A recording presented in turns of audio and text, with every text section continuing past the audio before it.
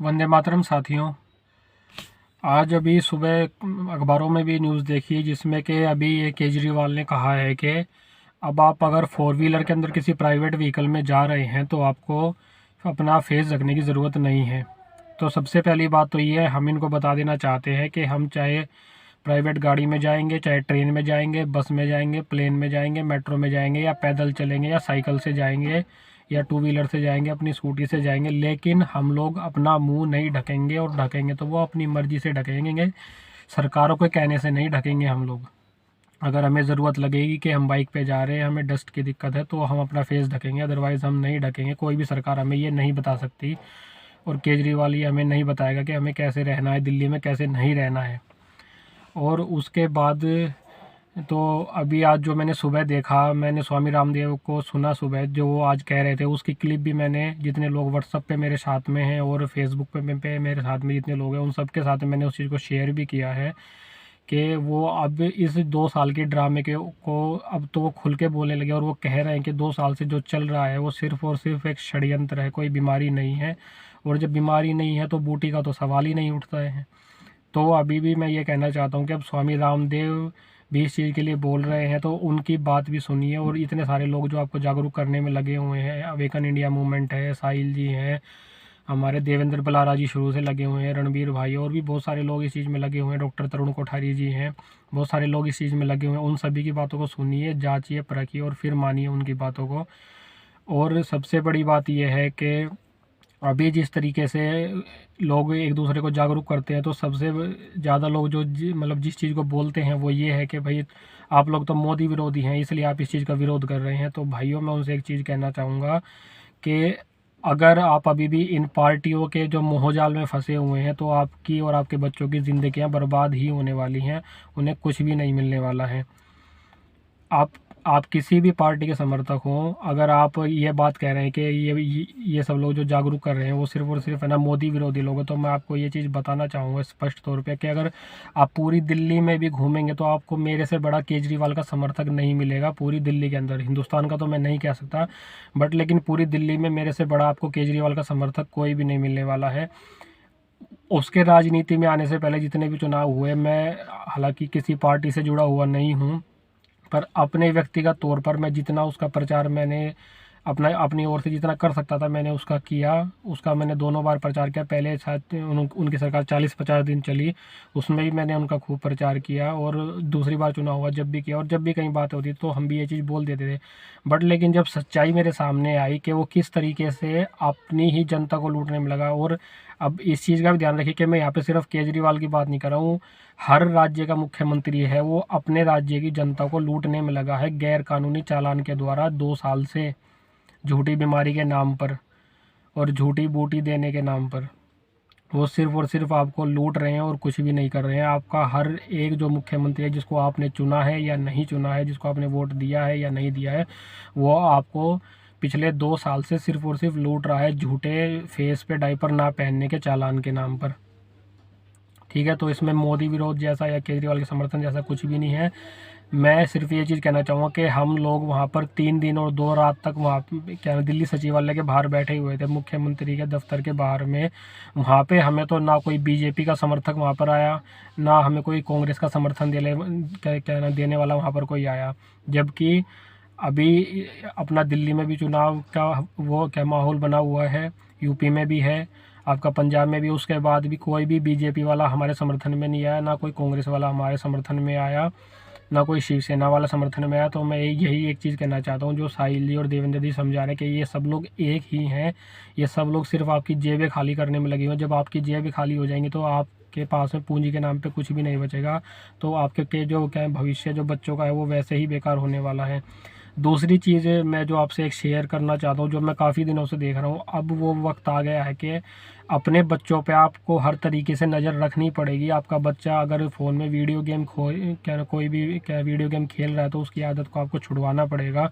Because ये जो game जितने भी चल रहे हैं उसके अंदर में आपके बच्चों को सिर्फ है ना माइंड प्रोग्रामिंग उनकी की जा रही है। अब जो क्या देवेंद्र बलाजी हमेशा बताते कि एक जो है ना क्रेडिट से क्या नाम उनको क्या टोकन मिलते हैं या मिलते हैं, ये सब गेम्स के अंदर होता था। लेकिन अब जो ये नई चीज़ लेकर के जो आए थे पिछले 2 साल में, इन्होंने क्या नाम है हमारे बच्चों को जो है जुआ खेलने की जो आदत ऑनलाइन इन्होंने लगाई है, चाहे वो शेयर ट्रेडिंग के ज़रिए हो, चाहे वो किसी गेम के ज़रिए हो, जैसे जो भी अपना रम्मी के, ताश के, जितने भी जो गेम आते हैं इनके ज़रिए आपके बच्चों को ये सामने से कह रहे हैं। अभी शाहरुख खान एक नया ऐड कर रहा है, मैं 2 दिन से उस ऐड को देख रहा हूँ यूट्यूब पे, वो सामने से खुला ये चीज़ आपके मुंह पर बोल रहा है शाहरुख खान कि आपके बच्चे को इस गेम की या आपको इस गेम की लत लग सकती है, अपनी जिम्मेवारी पर खेलें। तो ये बात सुनने के बाद में आपको सतर्क हो जाना चाहिए अपने बच्चों के लिए, क्योंकि अगर एक बार उनके संस्कारों में जुआ डल गया, जुआ खेलने की आदत उनके संस्कारों में डल गई, तो आप चाहकर भी उसको निकाल नहीं पाएंगे, और ये आपका पैसा तो ड्रेन आउट कर ही रहे हैं इन जरियों से, चाहे वो शेयर ट्रेडिंग के ज़रिए हो, चाहे वो आपका बिटकॉइन के ज़रिए हो, चाहे आपका ये गेम खेलने के ज़रिए हो। क्योंकि आपका पैसा लगा कर ही आप गेम खेलोगे, और थोड़े देर शुरुआती में कुछ ये पैसे आपको जितवा भी देंगे, बट लेकिन जब आपके अंदर लालच बढ़ेगा और आप ज़्यादा अमाउंट का पैसा लगाएंगे, तो आप निश्चित तौर पे ही आप लोगों को हराएंगे और आपका पैसा वहाँ से ड्रेन आउट हो जाएगा। तो यहाँ पे अपने बच्चों को संभाल लीजिए। दूसरा, आज के टाइम पे आप कोई भी ऐप अपनी ओपन करते हैं, तो जो ऐप का जो लोगो है, जो इंस्टाग्राम और फेसबुक ने चेंज करके मेटा मेटा मेटा मेटा चिल्ला रहे हैं, ये आपके बच्चों की जो प्रोग्रामिंग कर रहे हैं, वो मेटावर्स के लिए आपके बच्चों की प्रोग्रामिंग करने में लगे हुए हैं। याद रखिए, हम लोग और हमारे बच्चे जो हैं वो यूनिवर्स के लिए बने हैं। हमने यूनिवर्स में जन्म लिया, यूनिवर्स में रहेंगे और यहीं पे हमको मरना भी है। लेकिन हम लोग मेटावर्स की तरफ ना जाएं और ना ही अपने बच्चों को जाने के लिए प्रेरित होने दें। तो अपने बच्चों के हाथ में जब भी आप अपना फ़ोन दें, या आपके बच्चों के पास में खुद का भी फ़ोन हो, तो उन पर नज़र रखिए। और तीसरी चीज़ जो ये लोग कर रहे हैं आज के टाइम पे, जिन पे मैं पिछले मतलब 8-10 दिन हो गए मुझे देखते हुए इस चीज़ को, मैं सोच रहा था कि आप लोगों को शेयर करूँगा और थोड़ा बताऊँगा इसके बारे में। अब ये लोग जो फेस पे पहनने वाला जो ये डाइपर है, जो कपड़ा ढकने वाला जो सिस्टम है, इसको ये लोग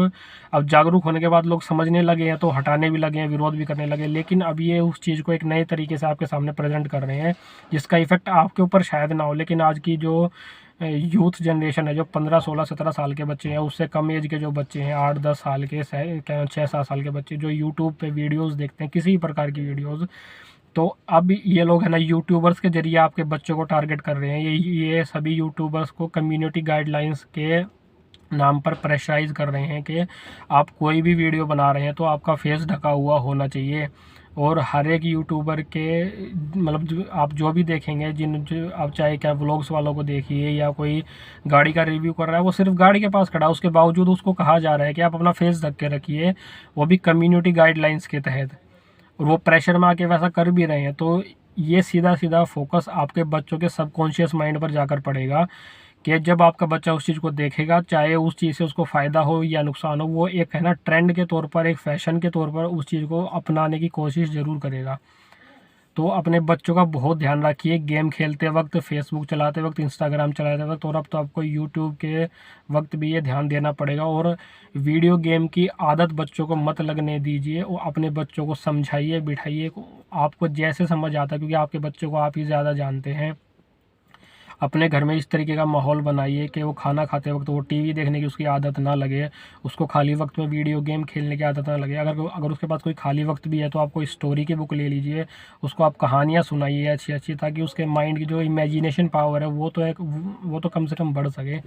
पर लेकिन अब जो 2-3 चीज़ें मैंने आपको बताई, इनका आपको ध्यान देना पड़ेगा। और जो साहिल जी ने अभी एक जो नया मुद्दा उठाया, इसके लिए भी हम सब उनके साथ में हैं। जो हमारी प्रॉपर्टी है, कभी सरकार आकर के बोल देती है कि जो आपकी गाड़ी है वो एक पब्लिक प्लेस है, उसके अंदर भी आपको फेस रखना पड़ेगा। अब केजरीवाल सामने से उठ करके ये बोल देता है कि भाई आपको क्या नाम, गाड़ी के अंदर फेस ढकने की ज़रूरत नहीं। तो ऐसा नहीं चलेगा भाई, हमारी गाड़ी है, उसके लिए पैसा हमने दिया, रोड टैक्स हमने दिया, सेल टैक्स हमने दिया, सारे के सारे जो टैक्सीज होते हैं वो हमने दिए हैं, रजिस्ट्रेशन के पैसे हमने दिए। तो ये चीज़ हम बताएंगे कि गाड़ी के अंदर में हम लोग कैसे चलेंगे, ये कोई सरकारें हमें नहीं बताएंगी। और जो 15 साल और 10 साल वाला मुद्दा गाड़ी का साहिल जी ने उठाया, हम पूर्ण रूप से उनके समर्थन में हैं। कम से कम मैं तो ज़रूर उनके समर्थन में हूँ, क्योंकि हमारी गाड़ी जब तक पोल्यूशन नहीं फैलाती, तब तक उसको चलाने का अधिकार हमें रहना ही चाहिए किसी भी हालत में। तो मैं आप सबसे यही कहूँगा कि जागरूक बने रहिए, और लगातार साहिल जी की, सुशील नरवाल जी की, देवेंद्र कोठारी जी की, और रणबीर भाई की, और क्या नाम है, जितने भी लोग इस काम में लगे हुए हैं, अब तो काफ़ी लंबी लिस्ट है, 1-2 नाम लेने से भी ये नहीं होता कि सबके नाम ले पाएँ। तो उन सब लोगों को सुनते रहिए, उनकी बातों पे रिसर्च भी कीजिए। मैं नहीं कह रहा हूँ कि आँख मूंद कर भरोसा कीजिए जैसे इन भक्तों ने कर रखा है, ऐसे मत कीजिए। आप किसी भी पार्टी के समर्थक हैं, तो उस समर्थन के चक्कर का ही फ़ायदा इन पार्टियों ने उठाया है आपको बूटी लगवाने के लिए। तो साइकोलॉजिकल प्रेशर से बाहर निकलिए और अपने बच्चों को, ये जो 3 फैमिलीज़ के नाम हमेशा देवेंद्र जी लेते रहते हैं, उन तीनों फैमिलीज़ के बारे में अपने बच्चों को ज़रूर बताइए, डिटेल में जितना हो सके एक्सप्लेन कीजिए। और सबसे पहले अगर आपके बच्चे छोटे हैं तो उन पे ध्यान दीजिए कि वो फ़ोन में क्या खेल रहे हैं, क्या देख रहे हैं, उनके सबकॉन्शियस माइंड में क्या जा रहा है, क्या नहीं जा रहा, क्योंकि ये लोग अब है ना मेटावर्स को भी इनडायरेक्टली आप लोगों के सामने रखने लग गए हैं। और क्या ना यूट्यूबर के ज़रिए, जैसे मैंने बताया कि आपका ये क्या चेहरे के ढकने को अब ये एक फ़ैशन के और ट्रेंड के तौर पर मुझे लग रहा है कि आपके बच्चों के माइंड में घुसाना चाहते हैं उस चीज़ को। और क्या 3 सबसे बड़ी चीज़ें जो हमारे पास में होती हैं, वो 3 चीज़ें सँभालने का वक्त अब आ गया है। एक तो आपकी प्रॉपर्टी जो आपके पास होती है, एक दूसरा आपकी धातु जो आपके पास होती है, उसमें लोहा, स्टील, क्या नाम है आपका जो कांसा होता है, पीतल होता है, सोना चांदी, सब कुछ उसके अंदर आता है, उसको संभालने का भी वक्त आ गया है। सरकारों की नज़र इसके ऊपर भी है, आपकी प्रॉपर्टी के ऊपर भी नज़र है। वो आपके बच्चों का जो भविष्य है उसको किसी भी हाल में बर्बाद करने पर तुले हुए हैं, तो इन चीज़ों पर ध्यान देना बेहद ज़रूरी है। अपने रसोई घर से कम जो एल्युमिनियम के जितने बर्तन हैं उन सबको निकाल करके फेंक दीजिए, या फिर उनको रिप्लेस कर लीजिए आप स्टील के बर्तनों से कम। क्योंकि जो आप एल्युमिनियम लगातार यूज़ कर रहे हैं खाना पकाने के लिए, खाना रखने के लिए और खाना खाने के लिए, वो आपको सिर्फ़ और सिर्फ कैंसर की तरफ धकेल रहा है और आपके बच्चों को भी कैंसर की तरफ ही धकेल रहा है। इसके ऊपर दुनिया भर की स्टडीज़ हैं, रिसर्च है, आप जो चाहें पढ़ सकते हैं। और किसी भी वैद्य से आप ये चीज़ पूछ भी सकते हैं, आपके पास आस-पास में कोई भी वैद्य हो तो। तो अपने जो बच्चों हैं उनका भी आपको ध्यान रखना है। और अपनी तीनों क्या 2 चीज़ें मैंने आपको बताई, प्रॉपर्टी और आपकी धातु, और तीसरी सबसे बड़ी चीज़ है जो ज्ञान है। ज्ञान में मैं फॉर्मल एजुकेशन की बात नहीं कर रहा हूँ। फॉर्मल एजुकेशन तो आप अपने बच्चों को जैसी मर्ज़ी, जिस मर्ज़ी स्कूल से आप दिलाना चाहते हैं वो आपकी मर्ज़ी है यकीनन। लेकिन जैसे हमारी जो आयुर्वेदिक की जो कई पुस्तकें हैं, जो गीता में हमारा ज्ञान है, इस तरीके की जो भी पुस्तकें आपको मिलें, तो आप वो पुस्तकें लेकर के अपने पास में क्या नाम है उसको रखना क्या नाम शुरू कर दीजिए, उनको पढ़ना शुरू कर दीजिए और अपने बच्चों को भी उन चीज़ों के बारे में बताइए। और जब भी आपके बच्चे खाली बैठे तो उनको बोलिए कि ये पुस्तकें वो पढ़ें, ताकि उनके अंदर कम से कम ज्ञान हो कि उन्हें क्या खाना चाहिए, क्या नहीं खाना चाहिए, उन्हें किस टाइम सोना चाहिए, किस टाइम जगना चाहिए। उनको डिटेल में ये चीज़ें पता होनी चाहिए। सिर्फ ये नहीं होना चाहिए कि नहीं क्या ना सुबह जल्दी उठना जगना अच्छी बात हो, नहीं, उनको ये चीज़ें आपको एक्सप्लेन करनी पड़ेगी कि ब्रह्म मुहूर्त क्या होता है, उसमें उठने से क्या फ़ायदे होते हैं, और ये सारा ज्ञान आपको खुद पहले लेना पड़ेगा, यही सब पुस्तकों के ज़रिए। तो आपको ऐसी पुस्तकें जहाँ पर भी मिले इनको ढूंढिए और अपने पास में रखिए, और दूसरे लोगों के साथ भी इनको शेयर कीजिए, और अपने बच्चों को भी ये जानकारी, हालांकि मैं से जानकारी की जगह अगर कहूँगा ये ज्ञान अपने बच्चों को भी दीजिए, क्योंकि आने वाले समय में आपके बच्चों को जो है ना ज्ञान ही बचा पाएगा। फॉर्मल एजुकेशन जो है उनकी लाइफ को सिर्फ एक सर्वाइवल भी शायद ही दे पाए आने वाले वक्त में, लेकिन जो ज्ञान है वो हमेशा काम आएगा। तो अपने परिवार में इन 3 चीज़ों का बहुत ध्यान रखिए। एक तो सरकारों की नज़र आपकी प्रॉपर्टी के ऊपर है, दूसरी उनकी नज़र आपकी धातु के ऊपर है, और तीसरा आपका ज्ञान तो लगातार वो खींच ही रहे हैं हमसे, क्योंकि स्कूलों में ज्ञान के नाम पे तो कुछ दिया नहीं है। थोड़ी बहुत अगर क्या 2-4% चीज़ें निकाल लें एजुकेशन में, तो उसके अलावा कुछ भी उसमें ज्ञान जैसा नहीं है जो स्कूल में एजुकेशन दी जाए। तो ज्ञान के ऊपर भी आपको फोकस करना पड़ेगा कि अपने बच्चों का ज्ञान आपको कैसे बढ़ाना है, चाहे वो आयुर्वेद से रिलेटेड हो, चाहे वो उनके फोकस से रिलेटेड हो, जिस मर्जी से रिलेटेड हो, आपको इस चीज़ पे ध्यान देना पड़ेगा। ऐसी पुस्तकों का क्या नाम है आप कह सकते हैं भंडारण आपको अपने जो जो क्या घर में उस चीज़ को रखना होगा कर करके, और उस चीज़ को पढ़ना होगा और बच्चों को बताना भी होगा। तो मैं यही सब चीज़ें कहना चाहता हूँ कि हर एक मुद्दा ये लोग जो उठा रहे हैं, साहिल जी और क्या नाम है क्या है अपना देवेंद्र बलारा जी, तो हम सब लोग इनके साथ में भी रहें, और अपने आप से भी अपने जिस स्तर पर हम लोग रहते हैं, मतलब जिस भी के गांव में, कॉलोनी में, शहर में रहते हैं, वहाँ पे भी आप इन सब के बारे में बातें करते रहिए कि बच्चों को ज्ञान कैसे देना है। बच्चों को ज्ञान और विचार देना दोनों ही बेहद ज़रूरी हैं। तो भाई अब सबसे बड़ी बात मैं लास्ट में यही कहना चाहूँगा कि अभी भी जो लोगों ने क्या जितने भी क्या डोजेज़ लिए हैं उनसे मैं यही रिक्वेस्ट करना चाहूँगा, आपने जो भी डोजेज़ लिए हैं कृपया करके अब तो कम से कम क्या नाम आप लोग उधर ही रुक जाइए, पहले वाले पहले पे रुक जाइए, दूसरे वाले दूसरे पे, और तीसरे वाले तीसरे पे रुक जाइए। वरना भाई हाथ तो पकड़ने कोई आएगा नहीं आपका, लोग आपको सिर्फ ज्ञान दे सकते हैं, आपको समझा सकते हैं, बता सकते हैं, जागरूक कर सकते हैं, लेकिन